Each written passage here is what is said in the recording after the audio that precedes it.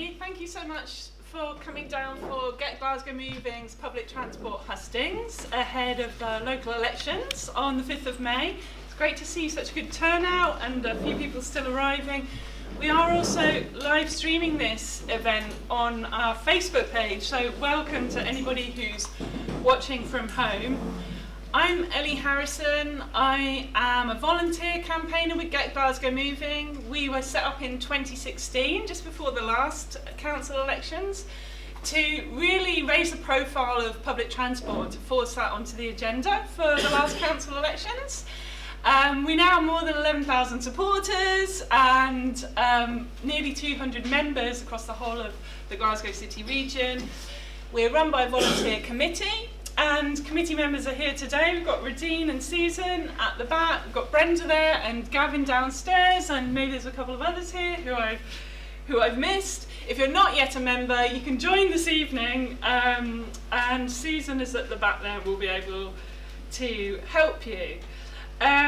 So we are co-hosting this event this evening with Friends of the Earth. I just want to introduce Malachy briefly.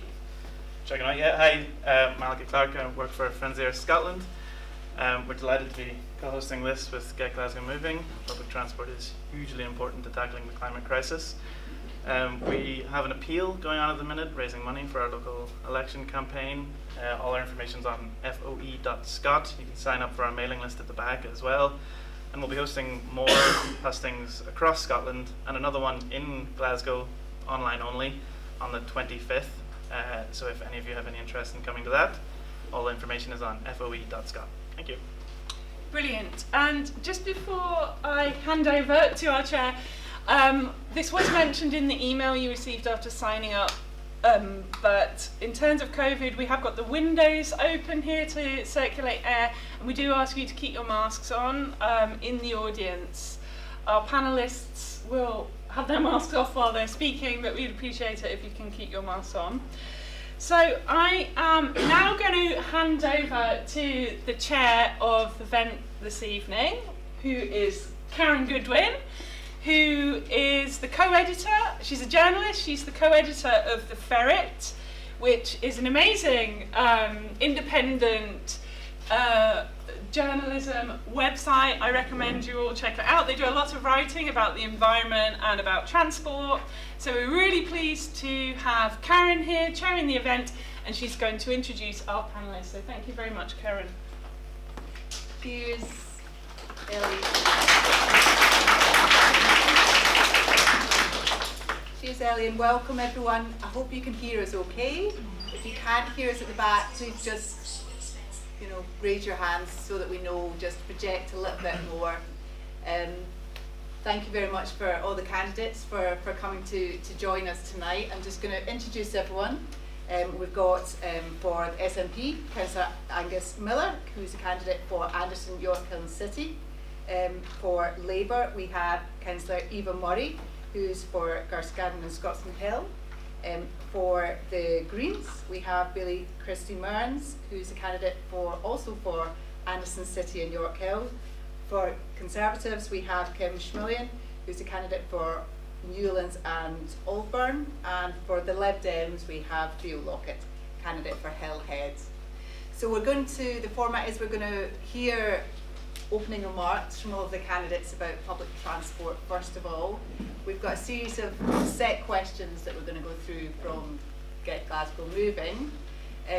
We're also going to then pass over to your questions. So I think you've been asked to write questions as you come in.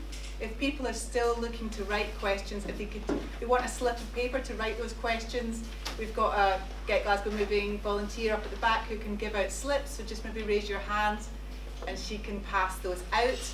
We will have a short break, about sort of 8:20, something like that, so that we can just take a breather and then move on to your questions.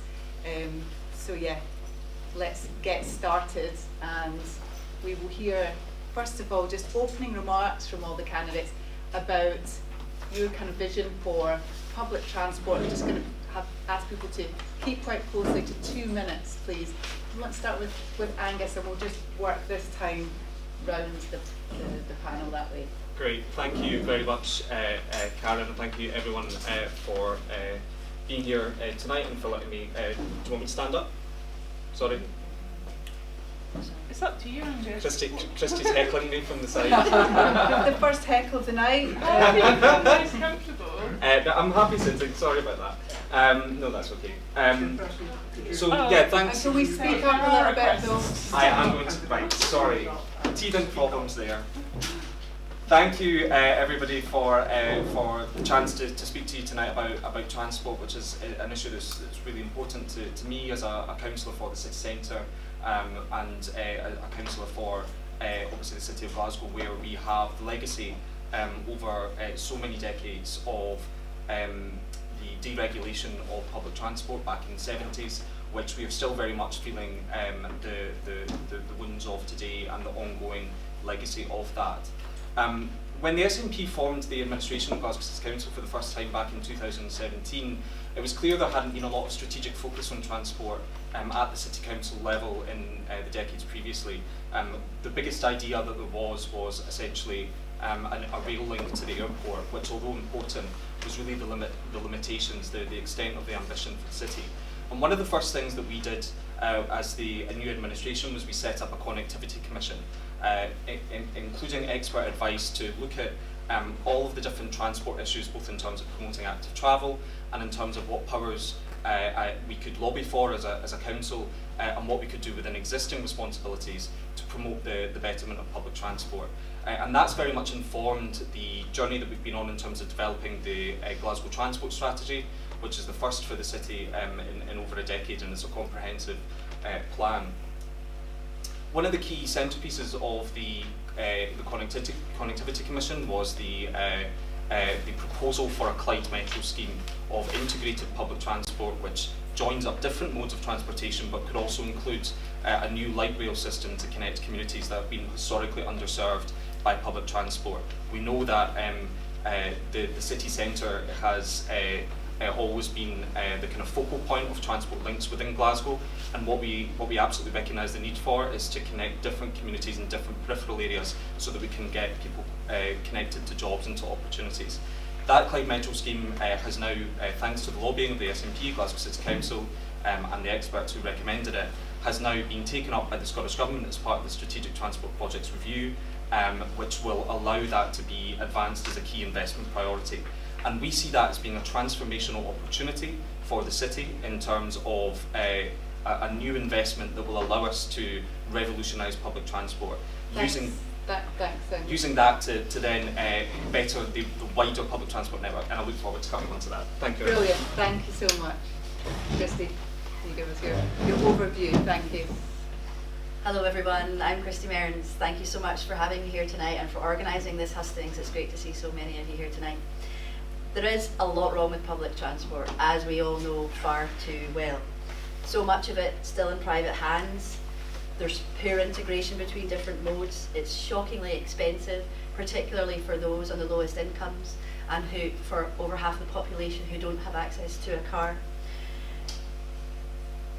Routes are cut without any thought, leaving many of our most deprived communities even further disadvantaged and cut off from opportunities. Yet it is hard-earned public money which is paying for so much of this low-bar service, while private shareholders continue to line their pockets. And none of it is inevitable, of course. It's a political choice. But we can and we should do so much better. With new powers finally coming down to councils, we can implement a system of bus franchising, for example. This could reverse the years of damage done under the failed privatised model.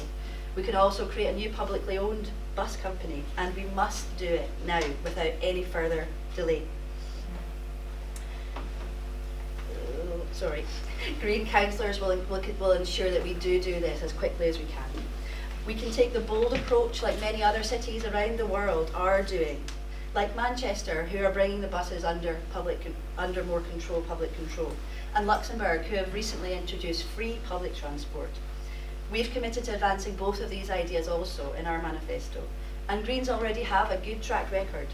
In government, we've already increased the active travel budget to 10% of the total transport budget. We've introduced free bus travel for all under 22s, And in Glasgow, we've secured funding to progress a free public transport pilot in Glasgow, made sure that new spaces for people, temporary pop-up cycle lanes were made permanent, as well as securing funding to implement a citywide 20-mile-per-hour speed limit. There are so many more opportunities like this, from new powers to introduce workplace parking levies, to better fund the transport that we all want, to beginning a conversation around the M8, which we are piling vast sums of public money into. We must do this as well, and we must reverse the years of damage done to our communities and to our climate as a result of the inaction and the poor decisions that have up until now been taken. So please consider voting green in order to see these changes happen. Thank you, Christy. Cheers. Theo. Hello everyone, just want to say thank you to Get Glasgow Moving and Friends of Net for organising this evening. After everything we've been through, Scotland needs new hope right now. At the coming council elections, you will find that hope with the Scottish Liberal Democrats. Our councillors and candidates are thrilled by the idea of what community can mean, and we see the best in people and we want the best for them. It's time to move on from any division that we've seen in the past and get to grips with what matters right now. That starts with getting Scotland back on track. After 2 years of pandemic and recognising that we are facing the biggest cuts to household budgets in a generation, we face so many challenges. 2 years of disruption to our transport network, cuts to routes, cuts to services, longer and longer waits for buses and trains. The climate emergency. So I guess the question is, what are we going to do about it? We will integrate all forms of public transport and take back control of local bus services, putting community at the heart of everything that we do. Regional transport partnerships will have the power to set routes and timetables so that services suit passengers and not bus companies, and definitely not their shareholders. We will build a network of well-maintained rapid chargers to increase public confidence in electric vehicles. We will accelerate integration, universal and affordable tickets, ensuring that public transport delivers for everybody in the community, ensuring opportunity as well as equality. Tickets and passes shouldn't just access buses, but they should access trains and subways, bikes and ferries too. Back as this May, and I will promise you, the Liberal Democrats in the communities and the neighbourhoods of Glasgow will show you the meaning of hope once again. Thanks very much, Theo. Kim, give us your 2-minute thoughts. Okay. Can everybody hear me at the back? Yes. Yeah? Right. Well, congratulations on making it into the city centre tonight, folks. That's an achievement in itself these days. We're here tonight because Glasgow isn't moving. Our walkers are fed up with runners, fast cyclists are fed up with slow cyclists, and our ageing motorists are too scared to drive on busy, jam-packed roads that are full of holes. Also, many of our stations are still not accessible to young parents with buggies and toddlers. We've got more electric cars on the road now than ever before, but not enough on-street chargers in the city centre. We've got rapid charging hubs like the one under the Kingston Bridge, but again, there just aren't enough. Since the pandemic, many services in Glasgow haven't returned, making it harder to get around quickly. There are fewer taxis. Taxi drivers have decided that the city is a no-go area and don't see enough incentives to plan the transition to electric. To top it all, workers with off-site caring responsibilities at points throughout their working day see their employers facing parking charges for their cars. That car might provide a lifeline to an elderly mum or dad that they need to get to in a hurry. So what do people want? Glasgow's conversation tells us we want a joined-up transport and payment system with reliable buses that are as good as the ones in Lothian. Cheaper fares with safer cycling and walking spaces. More free travel, despite the fact that someone is always paying, and it's usually you, I'm afraid. The SNP want to put buses back into public ownership, but the people of Glasgow could have had that model at various points in the past if Labour administrations had adopted Edinburgh's approach. They chose not to, so you can't blame Thatcher for that, or indeed the motorway that's ripped the heart out of our city. And what does public ownership actually mean here? A 200 million buyout so Glaswegians own their own electric buses? Or the Manchester model where a public authority regulates the transport system but the buses run through a franchise?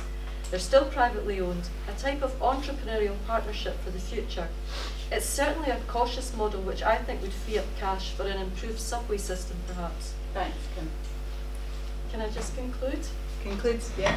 This is what I want. Greater enforcement on roads, more police briefly, cameras, please, though. speeding fines, safer roads for walkers and cyclists comes from that. I want cycling lessons for children aged Thank 7 you very and above, much. Cheers. and better You've planning had- decisions. You've had over your 2 minutes. Thank you Thank you. very much. Thanks so much, Karin. Thanks so much to Get Glasgow Moving and Friends of the Earth Scotland for organising tonight's hustings. And I'm just going to start by saying a huge thank you to Get Glasgow Moving specifically for all the work that they've done over the years, but especially the last 5 years. And as I've had the opportunity as a city councillor, first and foremost, and more recently as a lead for the Labour group on everything to do with transport, always pushing us to be bolder and to do things better. And thank you all for coming along. I hope we can provide the answers and bold ambition this issue so desperately requires to take our city forward. Look, I've always been pretty clear that for me, public transport isn't just something that I have an interest in, something that I lead on for the Labour group. It's something that I, as someone who doesn't drive, whose family has a history of not driving, therefore I rely on every single day, like many of you in the hall. So not only do I hear about how bad things have gotten from constituents and people from across the city, I see it for myself. I've seen how private bus companies continue to fail Glaswegians with increasingly unreliable services, socially necessary routes being cut, and the cost of travel skyrocketing. Public transport has the power to change lives, to create opportunities through affordable, reliable, accessible and integrated transport, allowing people to travel from A to B in the most sensible, quickest and cheapest way. But sadly, this isn't the case, and things aren't working. Despite some progress being made, mostly thanks to Labour and Labour and cooperative MSP's amendments to the 2019 Transport Bill, and let's remember, we've heard already today, but until that bill was passed, councils did not have the powers to do very much in terms of transport, and it's down to the Labour Party that we now do have that within the bill. The lack of political will, with delayed timescales for rollout and lack of ambition for our city, means that we are still lagging behind places like Manchester and Lothians. We need public control of our buses, and we need it now. No more skimming around the surfaces with almost stick plaster short-term solutions to get a quick headline. The more we delay, the longer opportunities we miss, the more we line the pockets of big bosses, and the longer Glaswegians are let down. Glasgow deserves a fully integrated transport network that connects all of our modes of transport and crucially connects our communities. Not just talk about connecting our communities, not just put it in words, but actually does go out there and connects our communities, making travel in our city affordable, accessible and reliable, run in the interest of people, not profit. Thank you. Thank you, Eva. Thank you very much to all the candidates. I'm sorry to cut you short, but you'll have plenty of opportunity to speak more about some of that stuff in the questions. So I guess the first thing, as you all know, is that Get Glasgow Moving is a campaign for an integrated public transport system. That means making buses, trains, subways work together as one system, and that's something that you see in countries right across Europe, where you have one affordable ticket. It's quite a simple, straightforward way of getting around a city which is similar to Glasgow. Places like Berlin, Copenhagen, London, Vienna and Zurich, just to name a few, have these types of systems. So some of you spoke there about the need for better integrated public transport in Glasgow. Do you support Get Glasgow Moving's drive for that integrated public transport network, and how do you propose, if elected, that you would do that? And can we start this time with Eva and work background? Yeah, absolutely. The Glasgow Labour have had a long history of supporting integrated transport. I think one of the biggest challenges in that is actually around fares, obviously, and capping fares. We've heard a lot of talk about how we would cap fares, but I think the only way we actually do that in terms of affordable way is taking the buses back into public control is something that we absolutely support. So I think it is about going out there and having those conversations with Transport Scotland as well as SPT and saying how can we make this happen. But in terms of the council as a direct, what we have direct control over, obviously a big part of that is the buses, and the first step to that is taking the buses back into some sort of public control, and looking at places who've done it already, like London is obviously one of the biggest examples of how they have a phenomenal integrated public transport that is capped across modes of public transport. So it's looking at the blueprints from across other cities around the world and seeing how it can be done, and just going for it, really. Fantastic, thank you, Eva. Kim, do you support that kind of model, and how would the Conservatives propose to do that in Glasgow if so? So I don't think I support the model that Eva has outlined, but what I would stress is that I do agree that a partnership is needed so that services between the trains, the buses and the underground system can be coordinated. I think that that would be hugely beneficial. I'd like to see a public body with members of the public as representatives, also councillors, and that would be a body which would be accountable and could plan properly and review to make sure that actually what they're trying to achieve in terms of their objectives, they can do that. But I think we all get a bit confused when we start to talk about public ownership, because I particularly like the Manchester model. So with the Manchester model, what Andy Burnham has done is he has set up this partnership to do what I've outlined, but Andy Burnham hasn't taken ownership of the buses.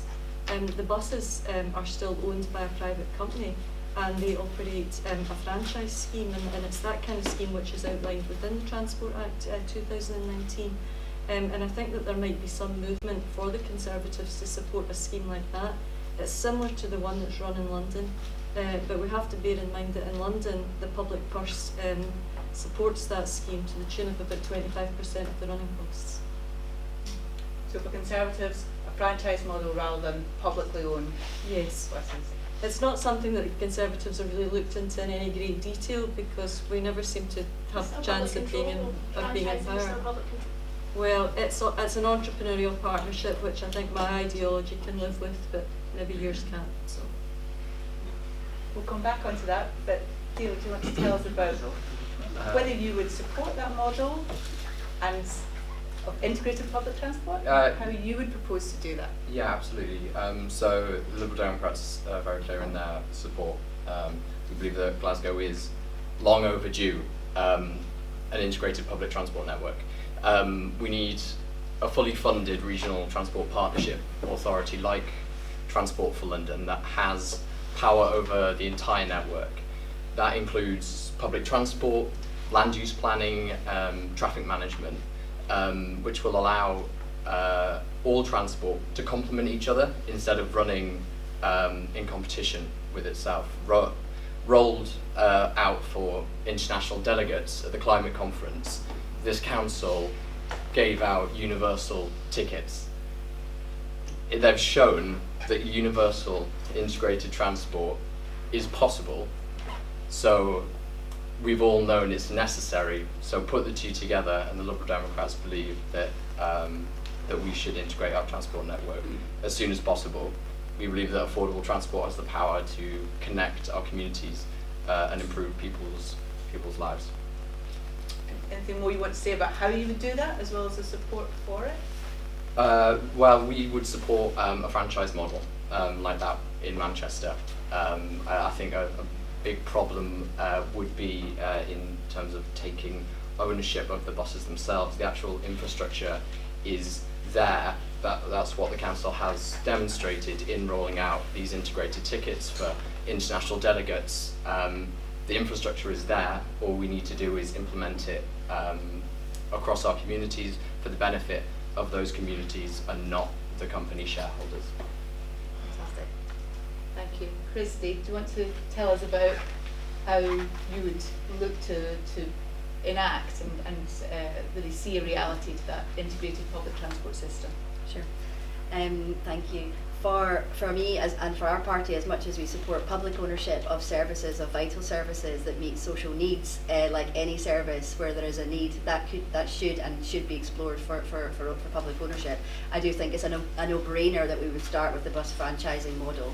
It's a fact that if we do a bus by looking at a bus franchising model, we can integrate the buses with other modes of transport. Particularly because we now have ScotRail under public control and in public ownership. So I think definitely start with the bus franchising. I think that with a recent study that the council and SPT carried out, the estimated projected costs for kind of progressing a business case on bus franchising is in the region of 4 to 7 million. So that is definitely a manageable sum that can be attractive when you actually consider how much public money, eye-watering figures, are going into the private bus companies at the moment. And obviously during COVID, that was, you know, at the starkest kind of factor that we've seen, really, for some good reason, because people were required to use the buses, and obviously the patronage was even worse. But actually, when you consider how much public money is going into the private bus companies and for the profits of these private bus companies, that's not in the best interests of our society. And I think stop funneling money into the bus service improvement partnership, to the bus partnership, for example, and let's direct that towards instead progressing, actually doing something now with the powers that do become available. And in the first instance, the easiest way that we can do that is to implement and to progress a bus franchising system without any more delay, because we cannot sit here waiting and talking and debating about what powers we would use and why, and what we just need something better, and that's a pretty good place to start, in my opinion. Thank you. Angus, what about SNP? How would you look to create an integrated public transport system for Glasgow? Thanks very much. I mean, I think first of all, I think it's important just to stress that, you know, and to state, it is a little bit of a truism, but I think we all want to see an integrated public transport system, and I think, you know, we've heard about the kind of the legacy of kind of deregulation, the fragmented landscape that we have in terms of public transport governance, in terms of ownership, and the impact that is continuing to have today in terms of the user experience. And it is galling that when you go to the continent and you go to other cities around the world where they have joined up public transport that nobody bats an eye at, because that's entirely a normal experience that everyone should have the right to expect. You know, you do realise and you do see the gulf between how public transport operates in this city, and that is indeed down to the history and the legacy of deregulation and the fragmented picture that has been presided over by both Tory governments and Labour councils in the past. In terms of how we secure that integrated system, I think there's two components to that. The first is ticketing and ensuring that we move forward with integrated ticketing. I think just before I go on, it's important just to kind of respond to something Theo said there, because I think the COP26 example of where there was integrated or a form that approximated integrated ticketing but wasn't fully integrated in terms of all modes of transport, and you had to kind of hold it up on the buses, etc. It didn't have kind of the smart chip that we might want to see in the eventual model. That was kind of funded by Transport Scotland, I understand, not the council, and it was at the behest of the UK government as the host government of COP26, as that is something that is generally done for UN delegates as part of COP26. But in terms of integrated ticketing, by bringing the bus operators to the table as part of the bus partnership that we've been participating in over the last few years, we've already got a commitment from bus operators within the city to fare capping across bus operators by next year, so that you can move from one service to another and have kind of standardised fare levels, so that you don't have that same kind of mounting inaffordability across the service, and tap and cap integrated ticketing by 2024 across all modes of transport in the city.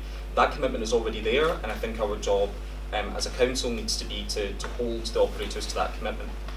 The other and second component that we've already talked a little bit about, so I won't repeat some of the points, but is around governance, and I think the governance and ownership picture it has been a barrier to creating that integrated network. So the opportunities around franchising, for example, are absolutely ones that we want to explore, and we want to work towards that. We do know that the Manchester model that's been talked about, it's likely to be 7 years between them as a city having access to the powers under the equivalent English legislation to enable franchising, to then actually having a franchise model in place. So we know that we need to basically get moving now on looking at how we can utilise those powers to the best of our ability, and to maximise the best possible outcomes here in Glasgow. It's not something that is going to happen overnight, but we do want to be doing the work on that now, and indeed the work that Christy referred to in the options review that was undertaken by SVT and the council, or on their behalf, that allows us to take that forward, and that will be an important priority in the next term. And the final point I just wanted to make, and I'd mentioned very briefly previously in my opening remarks, was just around the Clyde Metro, which as a kind of regional transport infrastructure being introduced, could have the opportunity, when that is actually introduced, that could have the opportunity to kind of change the game in terms of public transport governance, because you suddenly have a whole new publicly owned and run infrastructure alongside the recently renationalised ScotRail services, as well as that work that we want to undertake in terms of pursuing franchising and pursuing the opportunity to look at municipally run services as part of that. We do have an opportunity over the next few years to kind of completely change the way that transport is governed and run in the city, and I think that will be absolutely key to creating that integrated network. Okay, fantastic. So really a kind of across the board a sort of consensus really around exploring franchising, it seems. Kim, did you want to? Just a point for clarification. My SNP fellow panellist has talked about deregulation and deregulation being responsible for the issues in Glasgow. But I don't think that's the case actually, because when deregulation happened in 1985, Strathclyde region had a choice. And what Lothian region did was they created an arm's length company called Lothian Transport. They largely funded it, they were the main shareholder, because the people in Edinburgh did not want deregulation in Edinburgh. Now, Strathclyde region could have gone down that road, but they chose not to. So, you know, please don't keep blaming Margaret Thatcher, assume, and deregulation, because, you know, deregulation is not to blame for Glasgow's problems, it's the decision that the Labour region made at the time. There will be different views on that. Well, it's But fact. back- It's law. I did point to both the decision, the policy decision around the Tory government that was made at the time, and also the actions of the Labour Council at the time. I think they both contributed to that legacy. So I'm not solely blaming Margaret Thatcher, but she certainly created created the circumstances that allowed the situation to arise. Thank you for the clarification. Is there a question that you want, because we're going to take questions after a range of set questions. Is that okay? So there'll be a short break and then we'll come on to audience questions. So hold that thought and we will continue to come back to that. In terms of affordability, which has come across already, but looking at bus fares, and I know that some of you will have travelled by bus here today. Bus fares in London set at a flat rate of £1.55 on buses regulated by London Transport for London. Bus fares in Edinburgh are a flat £1.80, as we talked about, on the publicly owned Lothian buses. Manchester have just announced their bus fares, and the newly re-regulated bus network will be a flat £2 to inward travel in the city. Meanwhile, as many of you will know, the privatised First bus in Glasgow, £2.50 is the standardised single fare, and obviously you can only travel on one bus, and you will then have to either pay for a day ticket or single fares. It can be even more in rural areas. So I'd like to ask candidates what they would do to ensure that there was an affordable fare. What would you do to cut fares in Glasgow so that we're not paying more than other cities? And can I come to Theo first of all on this one?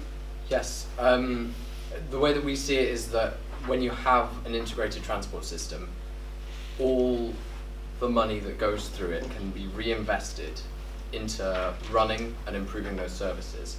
And part of that would be taking the burden that passengers face in paying the salaries of shareholders and company bosses off of that. You get rid of that dimension completely. You will have a knock-on reduction in congestion and pollution, the cost of tickets. So a network run on the model that we've been discussing is, the way we see it, almost guaranteed to give cheap tickets, and when prices are set by a transport authority that is very democratic in the way that it's run, we'll see huge improvements in where we are at the moment.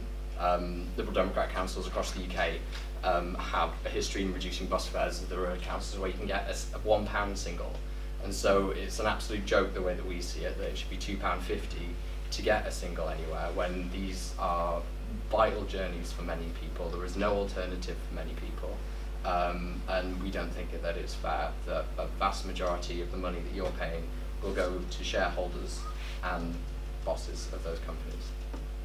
Thanks, Theo. Kim, affordability. How do we create affordable fares on our buses? So I'm a wee bit of a strange Tory in that I worked for many years for the Environment Agency in Scotland and also for Loch Lomond and Trossachs National Park. One of the things that I learned over the years working for these organisations is that to change behaviour, which we absolutely need to do in Scotland to achieve our climate targets, is education but also incentives. So if we want to stop people using their cars and get them onto buses and other forms of public transport, we have to make sure that the cost of the ticket is low so that it's much cheaper with all factors considered, reliability, time, that they actually would prefer to take the bus or the underground or the train rather than put fuel in their car or perhaps even invest it in a new electric car. My view is that if a public company in Edinburgh can offer a ticket at the price of £170, I'd like to think that a similar setup in Glasgow would be able to do the same. So that's my view. Great, thank you. Kiva. Yeah, nationally, Scottish Labour believe in capping bus tickets to cost of a bus journey at no more than £1.80.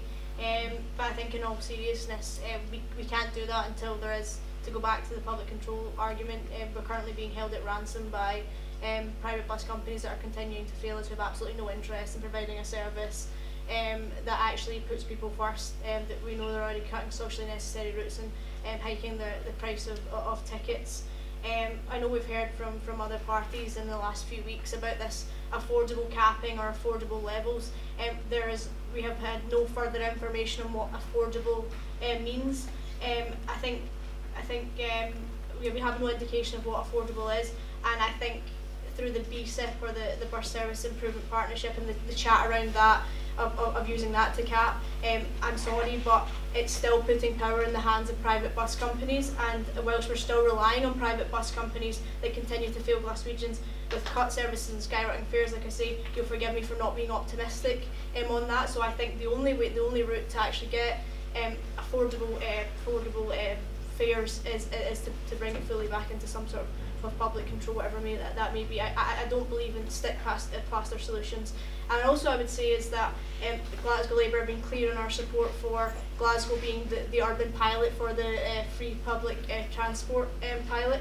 It was a Glasgow Labour amendment that at the Environment Committee that got that back on Glasgow's climate plan explicitly mentioned. So I think it's actually the Scottish Government that's now holding us back. I think there's a consensus on maybe 3 of the parties anyway for that to go forward, but it's the Scottish Government who's absolutely holding us back on that. So there is a majority in the City Council right now who want Glasgow to be the pilot city for that, for a pilot urban area for that, but the Scottish Government are holding us back. So I'm pretty clear.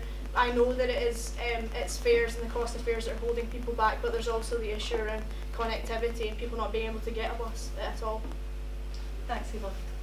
Angus, held to ransom. Do you agree? Well, I mean, as Eva says, we in the council, the SNP and the council support that particular initiative, and we want to, we want to see that move forward. And indeed, there is a conversation absolutely to be had about free public transport, but obviously, free public transport needs significant investment and funding, and we need to build that case. As a city, we need to find out exactly through pilots and other such initiatives to find out exactly the best way that we would be able to move that forward. But I think free public transport is certainly a kind of worthy aspiration for us to have and for kind of campaigners to have. But in terms of what we're actually going to be able to do in the here and now, I think we need to focus on a number of things. In terms of affordability, so as I've kind of been talking about earlier, the commitment that's already there from bus operators, and I think we absolutely need to hold them to that around fare capping across different operators, so that you don't have the spiralling mounting cost of kind of multiple bus journeys where you're having to buy a separate ticket for different operators. That's absolutely pivotal, and I think is a really basic thing that we should already have in this city, but we don't. So we need to work with the bus operators in the here and now, but hold them to that commitment and ensure that we have the structures in place to do that. Because even while we're talking about franchising, and that is absolutely a direction of travel that we want to go in. We know that it's going to take time to build the finances, to build the structures of governance around that, as the experience from Manchester has shown. With that being taken over 7 years, I think it is, although the pandemic has somewhat gotten in the way. So I would hope that we could bring that down. And indeed, that's kind of been kind of legally challenged as well. So we need to make sure that we have the right approach in terms of governance to then allow some of the structural changes that I think would help with affordability, absolutely. And in the meantime, hold the bus operators and other transport operators to the commitments in the here and now, so that we're making progress in the meantime while we're still working on a kind of wider reform to transport governance. And then the other point I was going to make, and I think I kind of touched on it there, is just around if we're talking about affordability, reforming governance is absolutely key, and fare capping is important. But we also need to be talking about governmental funding and subsidy essentially for affordability. So much has been made rightly, because it's a good policy of what Manchester are aiming for in terms of, I think it's a 25% reduction in fares and kind of holding that.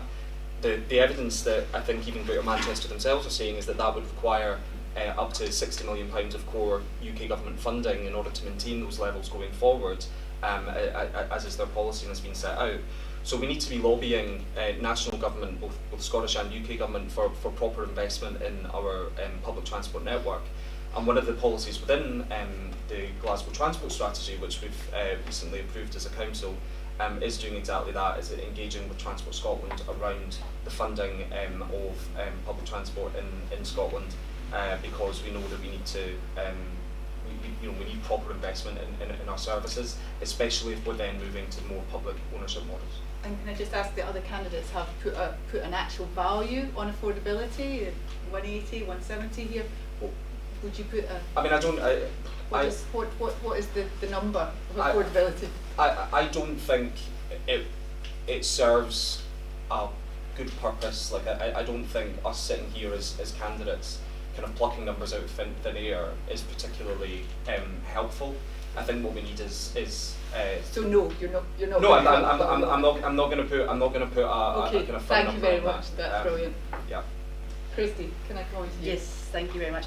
So yeah, my first point was that we need much more investment. It's stagnant. The amount that we do invest in public transport in this country. If you compare us to London, there's something that, if I'm right, around 20 times more money spent per head in London on public transport than there is here. But it's not investment of any kind. It's investment in the right places, and where we're investing that money at the moment, in my opinion, is completely wrong. We're investing in the failed privatised model that we have, and we're leaking money out of the opportunity to invest in the better transformational kind of change in public transport that we need. So I'm quite disappointed that the SNP administration have gone into this bus service improvement partnership, and that is a minimum of 5 years where that's going to be in place, and that is going to attract significant levels of investment into the private bus company model that we have, which does fail us time and time again. We might get better priority measures on bus lanes, for example. We might get other kind of tidbits that will make life better, but ultimately the private bus companies can continue to cut routes as they please. If they no longer serve them financially, they can be cut like they have been for so many communities around our city, leaving many communities cut off, stranded, further impoverished, and that is just not acceptable. I think the investment needs to come into these much more transformational ideas that we've already spoken about. Bus franchising is the first one for me. We can do that now, we can explore that now, and we can invest in it now. Relatively speaking, it's a small amount of money that we need to do that, and under a bus franchising system we would have the ability to instruct the operators what the cap on the fares would be for the routes. We would have control over the contracts that we set for each route, and we would be able to instruct that cap where at the moment we can't.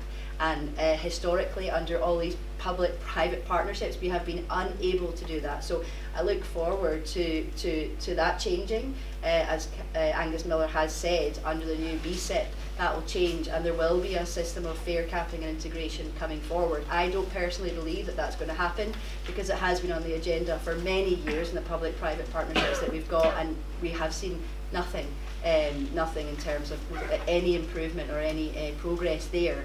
So I hope that I am wrong, and that we will see change there. But in my heart of hearts, I don't think it's going to come from there, and I don't want it to come from there. I want to see the transformation that we need, and that everybody here wants, and that our city is crying out for. And there are ways that there are other ways that we can pay for improvements to public transport. If you actually think about how we fund our public services, is it fit for purpose? We have a council tax which is regressive, which disproportionately impacts people on lower incomes and lower bands, compared to those in higher value properties. We should be changing the council tax, amending it, and then, for example, looking at whether we could introduce a transport charge alongside a water charge, for example, like they do in London. That's a meaningful, tangible way of investing in public transport improvements, because we need to invest in it if we want to improve it. And so this kind of argument around, we can't afford it, just doesn't hold up, because we can actually think about, we can pedal back and think, well, actually, how can we invest in it? And there are ways. So we want to see ideas like that. We want to see new tax systems in place that would allow us to pay for the improvements of public transport. But also under a public ownership model, we accept that public transport is a vital public service, and therefore we can subsidise it. We subsidise lots of things that are vital and valuable, and in our opinion, public transport is exactly one of those things, because there is no equality in our society if some people cannot travel to work opportunities, to see friends, people living in isolation. So if we want to actually value public transport as a public service, then we need to invest in it, and that potentially means doing that from a public purse point of view as well. And would you look like others to set it at a Lothian bus type level, or? Well, again, I don't have the answers in terms of what that would be in terms of figures at this stage. Okay. But for us, that would need to be a process of understanding what is affordable for people and comparing that to other cities to make sure it's in line there and not anymore. So in line with other cities. Thank you very much. So our third and final question from this section, before we move on to questions from the floor, is really a question that I'm just going to be quite strict about, and we want a yes or a no answer. And that's it. No flim-flam, no well, if, but, no. Yes or no? And then we'll take a short break, okay? So the Transport Scotland Act 2019 gives local authorities new powers, which will enable us to re-regulate the region's bus network, so we can plan routes to serve our community needs and cap fares, as we've been talking about throughout. Set up new publicly owned bus company for the region to provide us with more affordable service for people to enjoy, that people already enjoy in Edinburgh and Lothian buses. So what Glasgow, Get Glasgow Moving would like to know is your party going to commit to using these powers and initiate the process of doing so within the first 100 days of taking up power if elected? And I think this time we'll come to Christy and work background. So would your party commit to using those powers, and would you enact them within the first 100 days of being elected? Yes. Thank you. Yes. Yes. What do you mean by publicly owned? Do you mean owning all the buses, or do you mean setting up this authority that's going to coordinate and plan services and put services where there aren't any at the moment? I'm not clear about that. Do you want to say more, Elliot, about the model of the franchise model? 1-to-1 world. Yeah. Well, the question is not clear to me. So no, I'm not in favour of spending £300 million to buy out First Bus's bus network, but I might be in favour of spending 30 million to set up a franchise scheme, or spending, whatever amount of money is required to get a decent body organised that can plan, review. Okay. I know. Thank you very much for the audience participation involved in this. Absolutely 100%. 100% yes. So on the first Oh, question, well, so you did ask into the part. So on the first question, yes, we are committed Fantastic. to. On the 100 days, my understanding is the secondary legislation that would actually allow us to do a franchising scheme won't be laid until next year, and that's just been recently announced. So there is power to look at setting up a public bus company, but the franchising legislation, the secondary legislation that would allow us to do the franchising scheme, isn't until next year. But we absolutely want to start laying the groundwork as soon as we can. So yes, but not in 100 days. We will lay the groundwork within 100 How many days. days? We will, within 100 days, we will begin the strategic work we need to do to take that agenda forward, but we won't have the powers to actually do franchising until next year, and then that will be a process. Christy, disagree? No, I think there's just maybe a bit of a misunderstanding, because when I've spoken to officers, they've said that both powers will become available by kind of summertime this year, and that's what we've been told. But when if your party are saying that isn't the case, that does make me concerned that we're putting the powers over public ownership before franchising, when franchising is should be the first step to kind of. And that does make me feel slightly suspicious, to be quite honest, because we need to be doing the franchising thing now, and why would we delay that? I think the thing is that public owners, or having the option for a council, for a municipality to set up a publicly owned bus company, is an easier thing to legislate for than to have a system of franchising which is around the regulation of the different services. So they've allowed, what the Scottish Government have done is we now have the powers to look at doing a municipally run services, and that's absolutely something that we should be looking at working towards, and they're doing.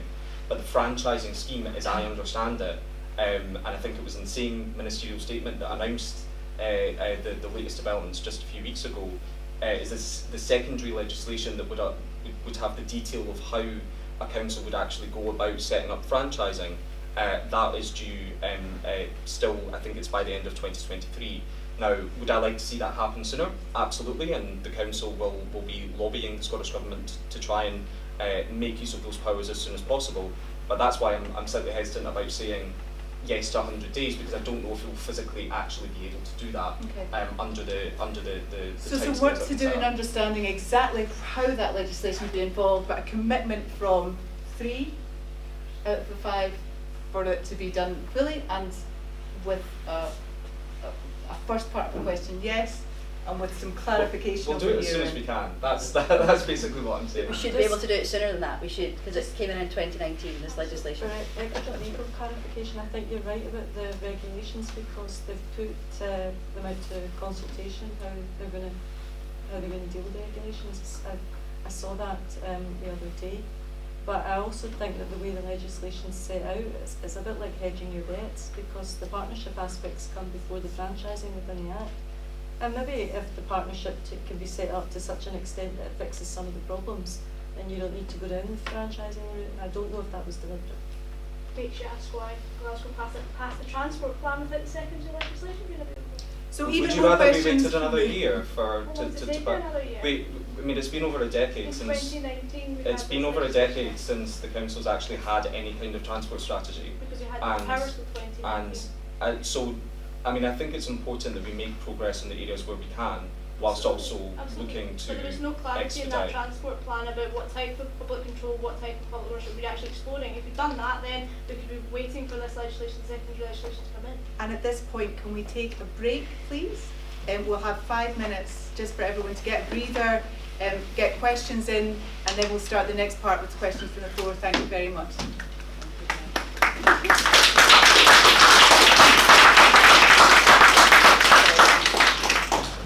Thanks very much, everyone, and sorry your break was a little bit brief. We have got really quite a lot of questions here, which is fantastic, but 2 things. We're going to ask the candidates to be very brief in their answers so we can get through as many of them as possible. And secondly, we are just not going to be able to get through all of these and get home at any kind of sensible time. So I think that all the candidates are happy to be emailed as well with questions. So if we don't get to your question, huge apologies, but they all are committed to answering. So thank you very much. The first question, and I'll come this way round. I'll go rapidly round, and then I'll change it up. But going from Angus through. Is there any ambition to look at using the river in transport plans? Okay, be brief. Be brief. Yes, there aren't full plans for what that would look like. There have been kind of initiatives around river taxis in the past in Glasgow, and I think that's something we'd certainly be open to. One of the things we want to do as part of our regeneration agenda for the city is to have a river park, which would basically be green space and kind of active travel the length of the Clyde from Glasgow Green to Partick to begin with, and we'll look for opportunities to do that. And I'd love to see, as part of that, getting people down to the riverside with different uses, and making use of the river for transportation is potentially part of that. So that's definitely an interesting area to explore. Brilliant. Christy. Thank you. Yes, I think for cycling, for active travel, for wheeling and walking, the river is a really important asset to have. It's away from car traffic, which is a real, it's a real off-put for many people who want to get onto a bike and want to travel in that way. The volume of traffic around in our communities is and the air quality as a result is so often just so horrendous. So the river being used as an active travel corridor is a really important thing to focus on and to improve. And for me, so it's a real bugbear when historic planning decisions have taken place whereby a section of the river corridor, for example, has been removed from the public realm and has been instead taken over by a private development, cutting off access, direct access on a kind of main, really vital active travel route, for example, meaning that you have to kind of go all the way round and kind of scramble around trying to work out how to get back on it. I think decisions like that, where possible, need to be reversed as soon as possible, and just in the future, any planning decisions that are going to affect the river and the kind of important travel corridor there do need to consider that access should be maintained. So for me, that's a big one. Great. In terms of active travel, it's a very appealing open space that the river offers. So we already have facilities for cycling and walking, but that should be made available across the entire river. But in terms of actual using the river, in terms of water taxis, the way that we see it, we have a huge diversity of transport networks already that are severely underfunded, and we would focus on bringing those up to scratch before introducing anything new. Kim. Yeah, I know that was something that was raised as part of the Glasgow conversation. Our group leader, Thomas Kerr, has had discussions with the leader of the Tory group in Dundee, because in Dundee they've actually created a city beach for recreation and just a kind of focal point where people could meet and relax, because you can't really do that in George Square in Glasgow. And travel and using the Clyde for some limited travel would be an integral part of that. So the answer is yes. In terms of going over the bridge, we've been incredibly supportive of the planned Yorkhill to Renfrew bridge, which is part of the city deal funding, and we were adamant as a cross party that there would be cycle lanes on that, as well as working with buses to make sure that there was connectivity there. I also, as someone who represents Yorker, we have the Yorker to Renfrew ferry, which I think is, I don't think many people know about it. I don't think people know it's not very reliable, but I think it is.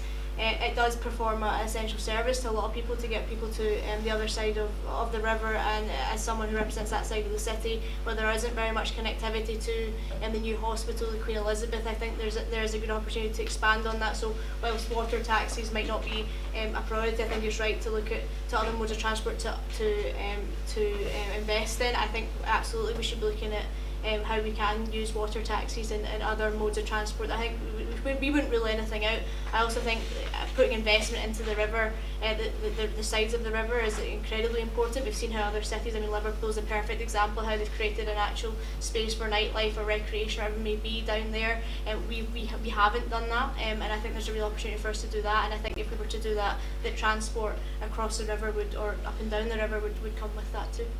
Brilliant, thank you. And can I just remind everybody just to project as far back as we possibly can for the folks at the back. I'll come to Christy first. How do you think we can ensure that the Clyde Metro is the most works in a wide-ranging way rather than just being a business or a tourist connection between the city centre and the airport? Thank you, that's a really good question.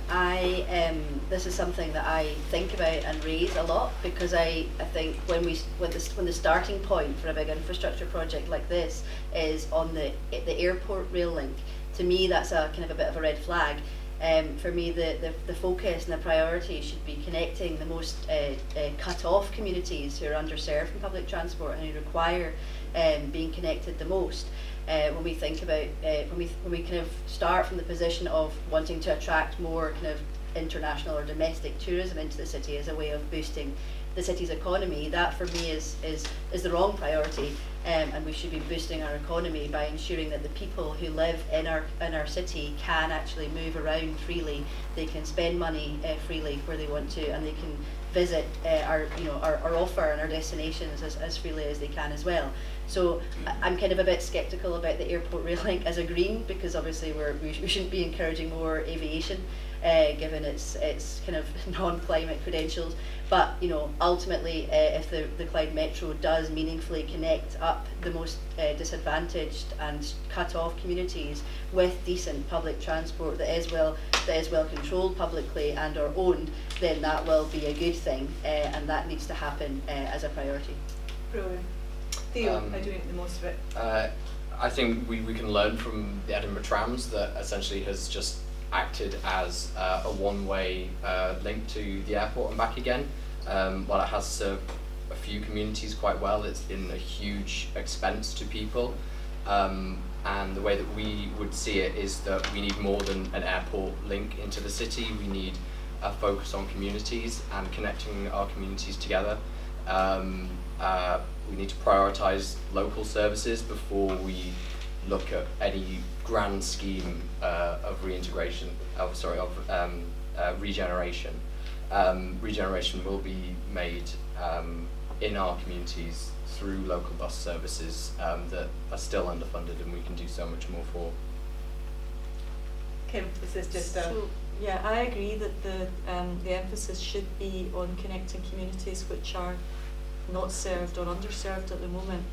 The last time I looked at a business case for the airport link, it didn't seem to be much of a business case there.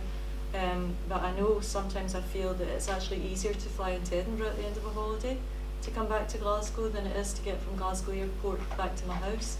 So that does concern me. And the high charges that they're charging for drop-off at Glasgow Airport doesn't seem to be putting off lots of cars coming in there either. So I think there needs to be a strategy. I'm just not sure that a real one for the airport is the answer.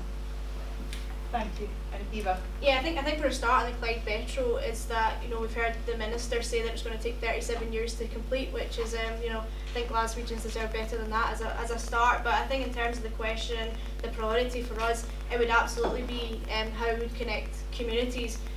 We believe at present the plans that we were shown at committee just a few weeks ago do not provide the connection and integration that we were promised. I think communities are still being left out, and there's been no thought in situations where buses, trains and further into the city, the subway provide the same function. So there's been no assessment of that. So I think that's why we asked for the paper to go back to actually go out there and show us how it's going to connect communities. So absolutely we have to think about the tourist side of it and how it's going to bring people into the city centre or visit our city, absolutely. But the priority for us would be how is this going to help the people who, people live in Glasgow, ordinary Glaswegians who have been let down by public transport for so long. So it's how can we create a metro system that will actually benefit Glasgow communities and actually connect them in a way that they've been asking and shouting about for years and have been locked out for so long. Thank you. And briefly, Angus. Yeah, I think it's a really important question. And when the Connectivity Commission initiated the concept of the Clyde Metro, the Glasgow Metro as it called it then, it was exactly looking at the need for those underserved communities around the city to be connected in ways that they just currently aren't. I think it's important to say what we've managed to do so far is popularise the concept, yes, to the level that we've got backing, or tentative backing, at least because it's subject to the consultation of STPR2, which is, I believe, closing on Friday. We've got the backing for the Clyde Metro being included as a national investment priority in transport. But what we don't have is a full set of kind of routes and exactly where where the line would go, where it would stop. And I think there's an opportunity to influence that. And certainly, I would very much want to see exactly what we're saying, looking at where are the communities that are lacking connections at the moment and prioritising that. I think Can I just ask you to be brief? I think it's important because we've been talking about the airport link, and I mentioned earlier that had been a kind of the only game in town in Glasgow in terms of transport, so I think there's a bit of legacy there. There's funding within the city deal to have a link to the airport, so I think that's one of the reasons why that's been looked at as a potential first leg. But I also think it's really important to point out that it would not just be a link directly with no stops from the airport to the city centre. It would include communities, for example, like Renfrew, which is, I think, the largest town in Scotland without a rail station. So you would be looking at connecting different communities in the city region, because it's a regional project, as part of any investment in infrastructure that you're having there, as opposed to just a direct rail link. Okay, thank you. Let's just rush through this one as we can be brief as possible so we can get a few more in. Thinking about the urban pilot, which a couple of people have mentioned, for free public transport, who would benefit? Glasgow residents, council taxpayers, or those in more affluent neighbourhoods as well? And then it's got in brackets with who have already good connectivity. Leo? It would, if we were selected for the pilot, public transport in that way would benefit everybody. If you don't take the bus, if you're not on that bus that you could get for free, there are many people who will have decided to get out of their cars and go on the bus instead. So if you're driving, the roads will be clear. If you're cycling, the roads will be safer because there'll be less cars on them. It doesn't matter if you are on the bus, if you're on the train, if you're on the subway, if you're going by foot or by bike. It is something that will benefit absolutely everybody, whether you directly make use of that or not. It will have knock-on effects on congestion, on pollution as well. The climate crisis is at its heart a public health crisis at the same time. And so if you can reduce congestion, if you can reduce pollution and improve air quality by having free public transport, by encouraging everybody out of cars, or people who can ditch their cars onto buses instead, then you will improve the health of absolutely everybody in our city. Kim, who benefits from if we get chosen as this urban pilot? I agree, the planet, all of us benefit. Yeah. Brilliant. Eva? Yeah, I think it's the incentive part of it, isn't it? There's a lot of people who've never considered using a bus, or maybe at present can't afford it, and it's just, I think that's the point of a pilot, is to find out, to do the pilot and see what the results are from that, to find out who is it is using it, who's not using it, and see if it's worthwhile to move forward with. And that's why we've been so supportive of getting that pilot, so we can find out more. But yeah, I think the biggest thing is incentive, and I think, to answer the question earlier, I think everybody benefits from it. Brilliant. Yeah, I think the point around it being a pilot is important. You know, you need to monitor that and see how it works, and how that might inform future reform of public transport. And you know, ultimately what we need is systems change, but we need to try out, test different approaches. And if we were able to participate in that, to host that pilot, then you know, I'm sure we would have kind of robust conversations around what that would exactly look like, and then that would inform kind of work on an ongoing basis going on. Brilliant. Christy? Thank you. Yep, great question. So I just actually had a meeting about this the other day, and obviously the money that Green Councillor secured for actually progressing the pilot rather than just talking about supporting it, in my mind was about designing a real life pilot scenario where we have looked at the costs of doing it, we have scoped out how we might do it in a real life environment, and then we do it in a real life environment so that we can go through that period and evaluate it after. this is a kind of in-process thing, but I am slightly concerned that officers have viewed it as slightly different to that and want to provide a paper that will decide on the feasibility of free public transport or not, and therefore not having a tangible outcome or an actual trialling out period of free public transport. So I just wanted to say that in case that can be some pressure applied in that respect, because I think it's really important that we have that real live experiment in it. And part of the scoping process for it will be looking at the social benefits to free public transport for these underserved communities that we've talked about, which is so vitally important. But it could also look at communities which haven't been so underserved, but there may be more environmental benefit from doing that. So people who drive more, not driving as much, and then the impact that could have, for example, on our carbon emissions and our greenhouse gas emissions. So I think it needs to look at all that in the round, and then we need to understand what benefits that can be derived more widely. Brilliant, thank you. Okay, we have another franchising question, Kim, that's coming your way. How do candidates think that franchising will actually work in practice? We've talked a lot about the policy around franchising, but how will that work in practice? Will it apply to all bus routes, selected routes, and what conditions do you anticipate being put on franchised routes from your perspective?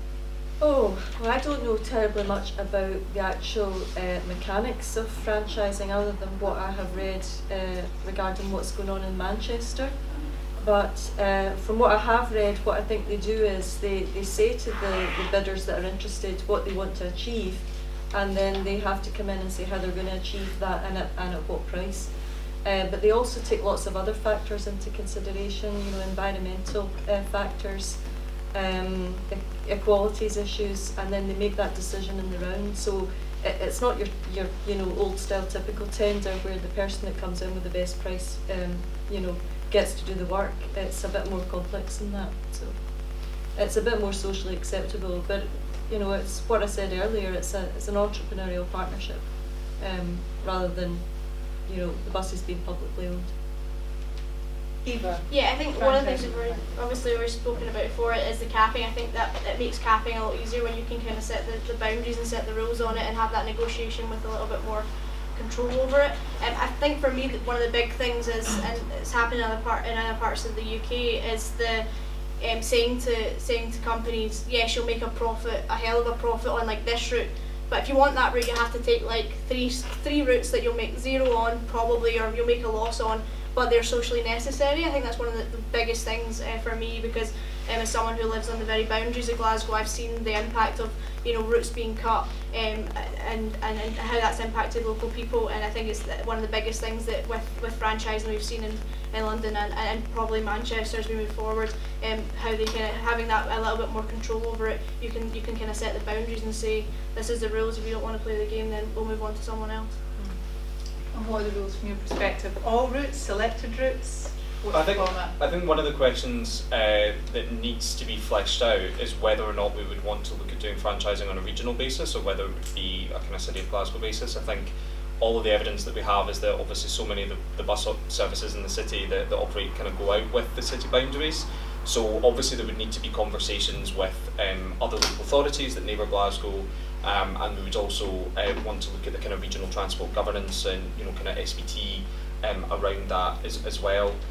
So I think a lot of working conversation needs to take place to kind of flesh that out. But I would certainly want to see a comprehensive system being worked up and being worked towards.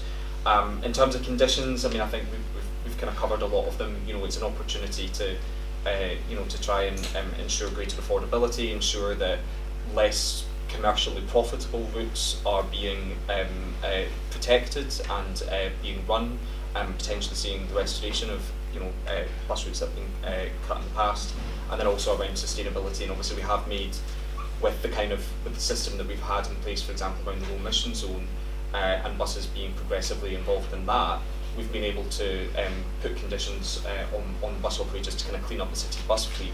And that kind of relationship where you have a kind of mix of partnership and regulation, that has allowed us to make significant improvements. So I'd like to see that kind of progress being continued as part of any future kind of franchising arrangements. So if I just weigh in, the most recent numbers that I have been told by people I know is that there are currently 4 electric buses at the Strathclyde bus depot. The climate emergency was declared years ago, and at that current rate, maths will put it at 525 years until all of our buses are electrified. That's not progress in any way. So we can come back onto electric buses. Maybe that's something Christy would like to pick up. Or franchising. What's your? So yeah, definitely it should apply to all routes. I think it's the opportunity to regulate, the entire service to a standard that we would expect, and that we need. If if we can regulate the routes, for example, we can demand that these routes must be fulfilled. Then we don't have any routes being cut, at the drop of a hat when it suits the private companies. So I think we wouldn't be able to achieve that in all parts of the city if we didn't apply it to the whole city. We also wouldn't be able to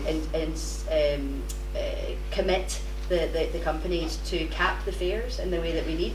And to kind of integrate with the other modes of transport. So I think I don't think it's going to be helpful to apply it in a smaller scale. It needs to be a city scale for me, and I'll stop there. So Brilliant. I'm just going to try and rush through a couple of the questions, and then we'll have a final one. That's all right for our time. So I might just answer that. So. Oh, did you not? No, sorry, I'm really sorry. You haven't answered that. No, that's sorry. okay. Yeah, so in terms of what we want to do... I lost track because you interrupted in the middle of... Sorry. Yeah, so we would franchise the entire city. We don't see that there's any point doing it in small package deals. The way that we would see it is that there should be a transport partner body that is essentially democratically, or which is essentially made up of community groups and councillors. And business people. Of course, yeah. And so we would essentially have a deal that we want, bus routes that we want to be served, and we go to a private company, or a private company comes to us and says, this is something we want to fulfil. In that, you'll have profit-making lines, but you'll also have the lines that don't make money, but are still necessary for our communities, that will be protected. Fantastic, thank you. I think then we'll just take one final question. That's 5 minutes. Okay, so we've got, it depends how quickly you answer this one, really, whether we get another question. But a lot of the questions have similar type of theme to this last point, which is why I'm going to pick that one for the last one. Greater Manchester is planning to introduce bus franchising beginning of September next year, and for this to be completed by the end of 2024. Glasgow City Council recent transport options study claims it would take 7 years to implement franchising or public ownership of buses. Why does it take so long to do anything in Glasgow? That's a question I ask myself every single day as well. No, I think what they're doing in Manchester is incredible. I've had a couple of conversations with Andy Burnham in recent months, and he's happy to share anything with us and see how he does it. So there's a blueprint how it can be done quicker. I'm absolutely up for doing that. So yeah, in terms of why does it always take everything longer in Glasgow? Ask the Scottish Government, I suppose. Ask the administration. I'm interested to hear Angus. Angus, why does it take so long to do things in Glasgow? I mean, I think firstly, just to clarify, that 7 years figure that was in the transport options study is literally lifted from Manchester as being the most comparable example. There's nowhere else in Scotland that has gone through franchising in recent decades, obviously, because the powers are only just being reintroduced. So what that study did was look at other examples where franchising is being introduced in England, and the legislative position was slightly ahead there. The law was introduced, the updated Act, as I understand it, was introduced in 2017 in England. 2017 to 24 is a 7-year period, so that's where that's being based on. It's not that Manchester is moving quicker, although they've had a bit of a head start. It's that that is the kind of exemplar that we would be kind of looking at in terms of what we would need to work with.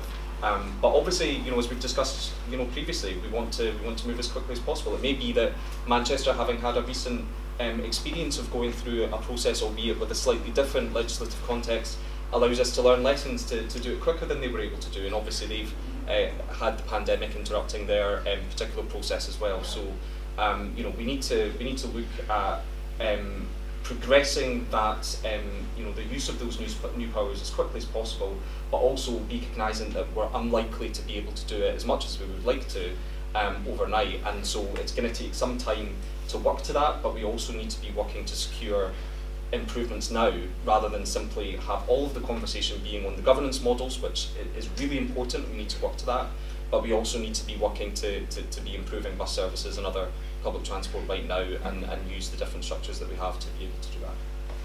Christy, maybe the question is, does it take so long in Glasgow? It does, yes, it does, and I think our Regional Transport Authority (SPT) is chronically underfunded and chronically disempowered, much more than you would see it in Transport for London, for example. So there's a lot of kind of work that we have to do to re-empower SPT and to give it the investment that it needs to allow it to develop the expertise and the vision and the skills that other cities seem to have and we don't. And I think there's this malaise that we still have in Glasgow. And I would also point to the fact that in England we've got the mayoral, the system of mayors, and I do think that does actually allow for much more creativity and much more power. For me it's about power, and our power structures and our democracy is it's quite weak. And we need to re-empower these people and these public the bodies that can actually move things forward. And in Glasgow, I think there's a lot of work to be done on that. Fantastic. Theo, what would you say about that? Yeah, I've sort of asked myself that question a lot. I mean, it clearly must take a long time if everything that was on the manifesto, promises of the SNP 5 years ago, in terms of transport, none of them have actually been met. So you'd hope that they had a good excuse.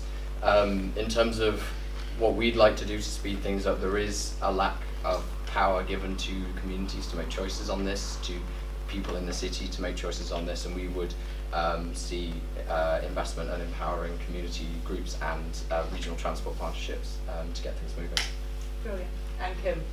Well, this might be a controversial comment, but maybe it's because in Scotland the money has to go from London to Holyrood and then to Glasgow, whereas in England it just goes from London to Manchester. And make of that what you will, guys. Thank you very much. And we've got absolutely hundreds of questions left, I'm afraid. I'm sorry that we didn't get to more of them. I'm going to pass over back to Ellie, and she can hopefully. Excuse me, could I just have 2 minutes? Sure. Please, Ellie. I'm actually a candidate and one of the candidates in the thing, and we were asked to be on the panel for Social Scotland and Trust, but we were told we didn't be invited because of the time limits, and I appreciate that. However, I don't have a question for the people on the panel, but I want to advise them of something. If they're successful in their candidacies, I'm actually in your ward, Kim, and I live in the outer parts of it, the poorer outer parts of it in Ardenne and Clanmodrick. And I don't know if any of you are aware of what it's like living for people living in these areas. It's not just a question, they're trapped, they're physically trapped, they can't get shopping, they can't afford the buses. There has to be some scheme, no matter how, the routes are crap, but even with proper routes, I have a disabled bus pass and I have people begging me can they be my companion on the bus so they can get to the shops to get some shopping and stuff like that. These are the realities for people living in these areas. The buses are inaccessible when they come. A lot of them don't have enough facilities for places where there's a lot of disabled people. And what I've recently been told by bus drivers, because there's a shortage of between 60 and 80 drivers in every garage in Glasgow, I've been speaking to bus drivers in preparation for thinking I was going to be on the panel. And basically what they're saying is that the reason you can't get buses coming out to areas like where I live is if there's a shortage of bus drivers, they make sure that there's plenty of drivers going to the areas where people have money and pay for their tickets, rather than areas like mine where the majority of the passengers are using free concession cards. That is shocking, and I think if any of you are successful in your candidacy, please take that on board and feed that through, because that's shocking. Just like the granting of the monopoly basically in the licence to Glasgow Cars to take over all the other cab companies. Taxi drivers similarly have told me that priority is being given, officially their direction, priority has been given to people who use the app, which rules out old souls like me and disabled people in places that aren't very au fait with technology, and also taxis that have been booked to come to people in these areas. Somebody books on an app, and these taxis are rerouted, and you're waiting, you've got your thing, your text on your phone saying, taxi, blue, blah, blah, this Reggie is coming to you, and you're expecting that, and you're waiting and waiting, you phone up and say, oh no, that's not coming. Then another totally different taxi arrives, different colour, different Reggie. From a security point, as a woman travelling alone, I'm getting into a taxi that I don't know whether that's my taxi or not. The taxi drivers, similarly, because I've been speaking to a lot of them, they're complaining about it. Why on earth was a monopoly like that allowed to develop in the taxi services, including taking over network taxis, which have the NHS contract? So we are standing alongside all the rest of you. We are standing as the Socialist Party of Scotland under the Tusk banner.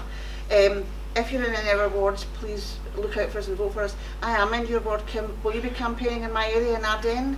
Because I'll be campaigning the rest of our all to us in your been campaigning in Carnwater. You've been Carnwater. And I know that area really well because I have a friend who lives in the first block of the high-rise flats next to the railway station at Kenny's Head, where they've also built the new townhouses in the flats. It is quite isolated there, and it's difficult because you've only got that one road that runs along the front of the houses at Carnwater into Kenny's Head and Ardennes. I'm very concerned about the things that you're saying about taxis. I think we probably all are concerned about that, and we want to look at that. People aren't hearing these things, you know, and that's why I really want to talk. But I know times I think, and thank you, Ellie, for petitioning for me for the refusal to be reconsidered. Thank you.